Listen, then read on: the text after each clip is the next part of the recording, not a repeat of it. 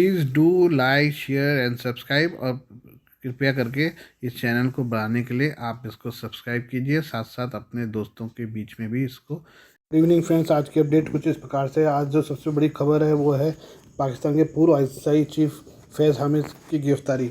पाकिस्तान की खुफिया agency inter service intelligence ISI के पूर्व प्रमुख लेफ्टिनेंट जनरल फैज़ हामिद को सेना ने गिरफ्तार किया है। फैज़ हामिद की गिरफ्तारी की पुष्टि पाकिस्तानी सेना के propaganda wing inter services public relation ISPR ने की है। उन्हें पूर्व प्रधानमंत्री इमरान खान का करीबी माना जाता है। इमरान खान की सरकार के दौरान फैज़ हामिद को अगला सेना प्रमुख बनाने की भी चर्चा थी। हालांकि उनके तख्ता पलट के कारण यह योजना सफल नहीं हो सकी। फैज़ हामिद पर अफगानिस्तान की नागरिक सरकार को अस्थिर करने और काबुल पर तालिबान के कब्जे में मदद करने के भी आरोप है। ISPR ने कहा, पाकिस्तान के सर्वोच्च न्यायालय के आदेशों का पालन करते हुए लेफ्टिनेंट जनरल सेवानिवृत्त फैज़ हामिद के खिलाफ टॉप सिटी केस में की गई शिकायतों की सत्यता का पता लगाने के लिए पाकिस्तानी सेना द्वारा एक विस्तृत जांच की गई। ISPR ने यह भी कहा कि पाकिस्तानी सेना अधिनियम के प्रावधानों के तहत जासूसी एजेंसी के पूर्व प्रमुख के खिलाफ उचित अनुशासनात्मक कार्रवाई शुरू की गई। इसमें कहा गया कि पूर्व जनरल के खिलाफ सेवानिवृत्ति के बाद पाकिस्तानी सेना अधिनियम के उल्लंघन के कई मामले भी स्थापित किए गए हैं। फैज़ हामिद ने पेशावर कोर कमांडर के रूप में भी काम किया था। ISPR ने विज्ञप्ति में कहा, फील्ड जनरल कोर्ट मार्शल की प्रक्रिया शुरू कर दी गई है और लेफ्टिनेंट जनरल सेवानिवृत्त फैज़ हामिद को सैन्य हिरासत में ले लिया गया है। कोर्ट मार्शल होते ही फैज़ हामिद को सेना से बर्खास्त कर दिया जाएगा और उन्हें मिलने वाली सभी सरकारी सुविधाओं को रोक दिया जाएगा। माना जा रहा है कि पाकिस्तानी सेना का यह कदम सशस्त्र बलों में से इमरान खान के समर्थकों को संदेश देने के लिए किया गया है। ऐसी रिपोर्ट्स है कि पाकिस्तानी सेना के कुछ अधिकारियों में इमरान खान के प्रति सहानुभूति है और वह अंदरूनी तौर पर उनकी पार्टी PTI का समर्थन कर रहे हैं। हम बांग्लादेश की बात करें। बांग्लादेश की अंतिम सरकार में गृह मामलों के सलाहकार गृह मंत्री के समकक्ष सखावत हुसैन ने कहा है कि शेख हसीना को देश लौटकर फिर से राजनीति करनी चाहिए। हुसैन ने कहा कि हसीना को देश लौटकर अपनी पार्टी आवामी लीग को नए चेहरों के साथ पुनर्गठित करना चाहिए। हुसैन ने कहा कि पूर्व प्रधानमंत्री शेख हसीना पर देश छोड़ने के लिए कोई दबाव नहीं था। उन्हें अपनी मर्जी से ढाका छोड़ा था, किसी ने उनको ऐसा करने के लिए मजबूर नहीं किया था। हुसैन ने कहा कि हम तो उन्हें वापस लौटते हैं और फिर से अपनी पार्टी को पुनर्गठित करने के लिए कहेंगे। हालांकि वह देश लौटकर किसी भी तरह की अशांति पैदा करने की कोशिश करेंगे तो फिर कानून उनसे निपटेगा। ढाका ट्रिब्यून की रिपोर्ट के मुताबिक सखावत हुसैन ने सोमवार को शेख हसीना को संबोधित करते हुए कहा कि हमें पता चला है कि आप देश लौटने की योजना बना रही हैं। सवाल है कि आप यहाँ से गई ही क्यों थी? आप अपनी मर्जी से गई, ना किसी ने आप पर दबाव डाला। ये आपका देश है और हम आपका सम्मान करते हैं। आप वापस आने का फैसला करती है तो आपका स्वागत है। बस इतनी गुजारिश है कि वापस आकर लोगों को भड़काने या अराजकता फैलाने की कोशिश करने से बचें। आप ऐसा करती है तो फिर मुश्किल हो सकती है।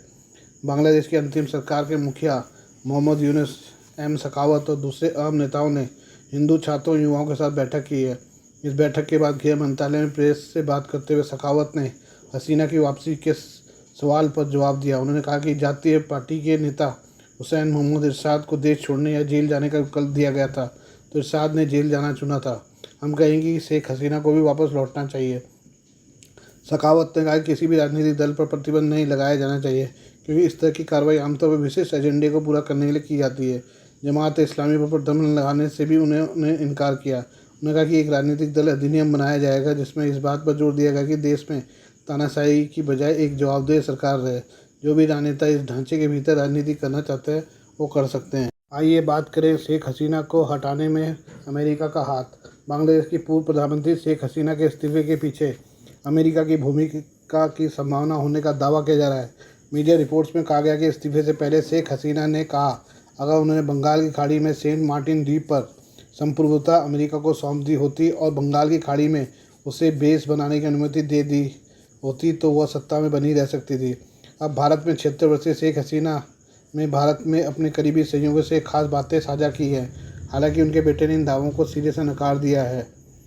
हसीना के इस दावे के बाद से बंगाल की खाड़ी के उत्तर पूर्वी भाग में केवल 3 किलोमीटर वर्ग क्षेत्रफल में फैले इस द्वीप समूह की चर्चा चारों ओर हो रही है। दरअसल अमेरिका इस द्वीप पर इसलिए कब्जा चाह रहा है ताकि हिंद महासागर में अपना प्रभुत्व स्थापित कर सके। बता दें कि हिंद महासागर क्षेत्र में चीन की उपस्थिति बढ़ रही है। चीन की बढ़ती उपस्थिति ने अमेरिका में खतरे की घंटी बजा दी है। अमेरिका ने अपनी इंडो पैसिफिक रणनीति का जवाब दिया है, जिससे भारत एक प्रमुख रणनीतिक भागीदार है। दोनों देशों ने क्षेत्र में चीन की बढ़ती उपस्थिति के जवाब में चतुर्भुज सुरक्षा संवाद, क्वाड और मालाबार नौसैनिक अभ्यास जैसे अन्य तंत्र विकसित किए हैं। दरअसल इस द्वीप की भौगोलिक स्थिति ऐसी है जो इसे रणनीतिक रूप से बेहद महत्वपूर्ण बनाती है। यहाँ से दुनिया में कहीं भी समुद्र के रास्ते जाया जा सकता है। इतना ही नहीं, इस द्वीप से न सिर्फ बंगाल की खाड़ी बल्कि आसपास के पूरे इलाके पर नज़र रखी जा सकती है। ऐसे में सामूहिक रूप से सेंट मार्टिन द्वीप का खासा महत्व है। सेंट मार्टिन द्वीप बांग्लादेश का एकमात्र मूंगा द्वीप है जो अपनी प्राकृतिक सुंदरता के लिए जाना जाता है। इस द्वीप में साफ नीला पानी और मूंगे जैसे विविध समुद्री जीव पाए जाते हैं। वहीं इस द्वीप को नारिकेल जंजीरा नारियल द्वीप और दालचीनी द्वीप के नाम से भी जाना जाता है। ये बंगाल की खाड़ी के उत्तर पूर्वी भाग में केवल 3 किलोमीटर वर्ग क्षेत्रफल में फैला है और कॉक्स बाजार टैंकफ प्रायद्वीप के सिरे से लगभग 9 किलोमीटर दक्षिण में स्थित है। मार्टिन द्वीप की अर्थव्यवस्था मुख्य रूप से पर्यटन, मछली पालन, चावल, नारियल की खेती पर निर्भर करती है। इस द्वीप के 5500 लोगों की आजीविका चलती है। बता दें कि मार्टिन द्वीप तब चर्चा में आया जब बांग्लादेश और म्यांमार इस क्षेत्र के आसपास मछली पकड़ने के अधिकार को लेकर भिड़ गए। दोनों देशों ने अपनी समुद्री सीमा के परिसीमन पर द्वीप पर सबू दावों का विरोध किया था।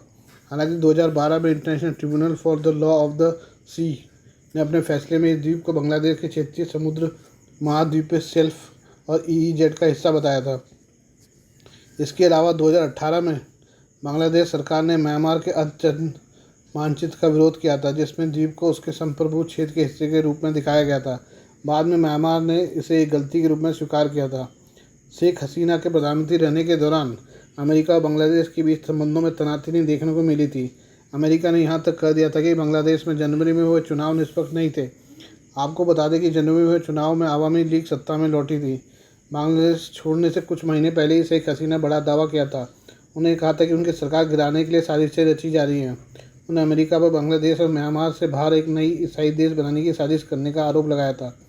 इस वर्ष मई के महीने में शेख हसीना ने कहा था, अगर मैं किसी खास देश को बांग्लादेश में हवाई अड्डा बनाने की अनुमति देती तो इस तरह की साजिशें नहीं रची जाती। दक्षिणी चीन सागर साउथ चाइना सी में चीन अपनी खतरनाक पैंतरेबाजी से बाज नहीं आ रहा है। फिलीपीन के सेना प्रमुख ने शनिवार को कहा कि दक्षिणी चीन सागर के ऊपर गश्त कर रहे वायुसेना का एक विमान के मार्ग में चीनी वायुसेना के 2 विमानों ने खतरनाक पैंतरेबाजी की, जो एक भड़काऊ कृत्य है। उन्होंने कहा कि स्कारबारो सुआल क्षेत्र के ऊपर यह घटना बृहस्पतिवार सुबह हुई। सेना प्रमुख जनरल रोमियो ब्रानन ने कहा कि घटना के बाद फिलीपीन की वायुसेना का NC-212 हाई हल्का परिवहन विमान क्लार्क एयरबेस पर सुरक्षित लौट आया था, उसमें सवार सभी लोग सुरक्षित थे। उन्हें घटना के बारे में और अधिक विवरण नहीं दिया।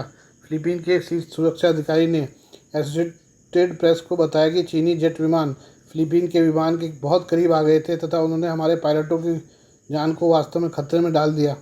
एक अन्य सुरक्षा अधिकारी ने कहा कि चीनी लड़ाकू विमानों से कम 8 फ्लेयर छोड़े गए। दोनों अधिकारियों ने घटना की संवेदनशीलता के कारण अपनी पहचान उजागर नहीं करने की शर्त पर जानकारी दी। फ्लेयर आमतौर पर जेट विमानों द्वारा मिसाइल हमले से बचने के लिए छोड़े जाते हैं।